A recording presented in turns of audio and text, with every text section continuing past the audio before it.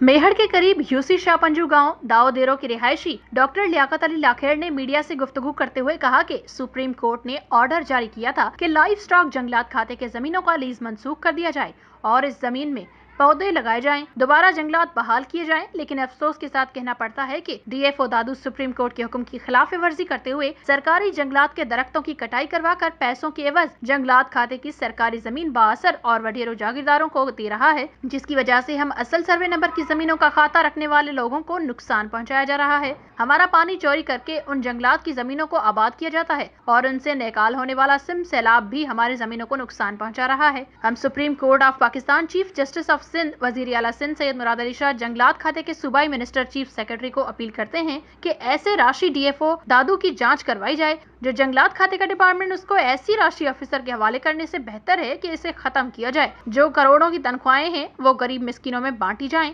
न कि दरख्तों को तहफ़्फ़ुज़ फराम करने के बजाय जंगलात के दरख्तों को काटकर जमीनें वडेरों के हवाले कर रहे हैं, जबकि उनके खिलाफ कानूनी कार्रवाई की जाए, वरना हम डीएफओ दादू के खिलाफ सख्त एहतजाज करेंगे। Report Ilahi Bakhsh Nasrullah Solangi. To watch more videos, please subscribe to our YouTube channel and click the bell icon.